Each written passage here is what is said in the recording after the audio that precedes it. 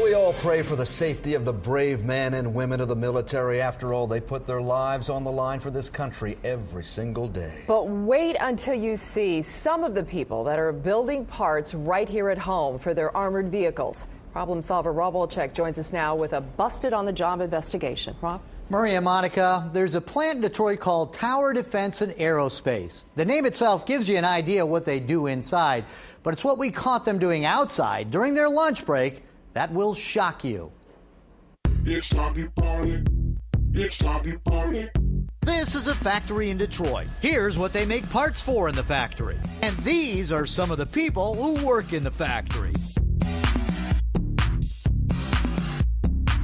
You already got 2 felonies, man.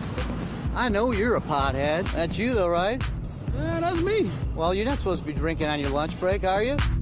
While our military is fighting for their lives and our freedom, these guys are fighting for their right to party. It's time to party. What do you do inside there?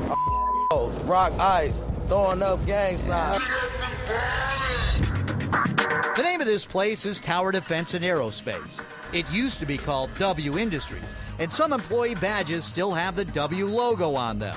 About 10 years ago, W Industries got their first defense contract, and by 2009, their revenue was $90 million a year. Just last year, the New York Times did an article on them. They're making parts for Humvees and Stryker vehicles destined for Afghanistan and Iraq. Here's a Humvee. Here's a Stryker. Here's one of the guys who works at the factory on his lunch break.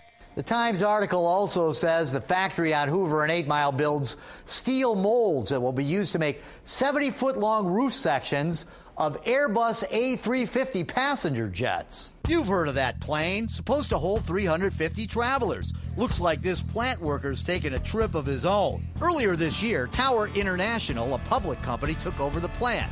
It's 12 noon and the day shift files out for lunch. Most of these guys head off for meals. Some head off for the Hoover Market right up the street. Some buy grub, some smoke bud. I'm a Yankee Doodle dandy, a Yankee Doodle do or die. Day after day, it was a party in the parking lot, out in the open, within sight of the factory.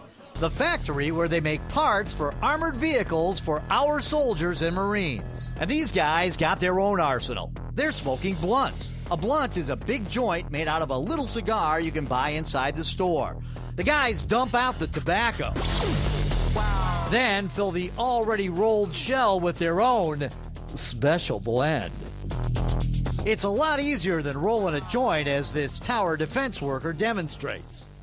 Their job postings say Tower Defense and Aerospace in Detroit promotes a drug and alcohol-free workplace. And I can understand why. Besides making parts for planes and military vehicles, working with heavy machinery is dangerous.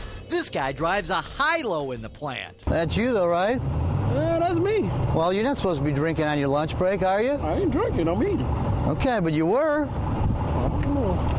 After work? Nah, this is during lunch break, man. I seen you down there. Then there's this guy, all smiles, coming back from lunch. But he's not smiling now. Didn't you go over to that party store all the time, smoke weed? Smoke what? Smoke weed during lunch? Why you got the camera on my face? Because I've seen you smoking weed over there during your lunch hour. How you know I was smoking weed? I could smell the weed, man. I got video of you. Get out of my face. And him? He's a welder. At least that's his occupation, according to the Michigan Department of Corrections.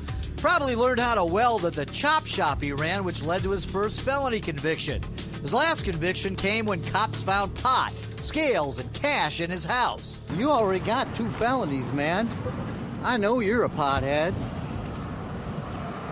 You think it's safe? You think that's you're paying respect to the military, building their stuff while you're all high like that?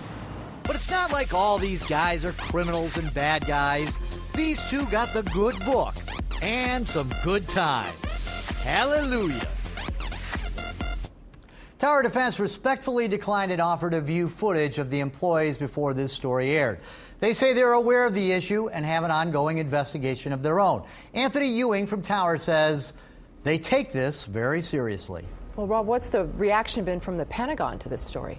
Well, as a matter of fact, I've contacted Senator Carl Levin's office, and they will be watching this story. Senator Levin is the chairman of the Armed Services Committee.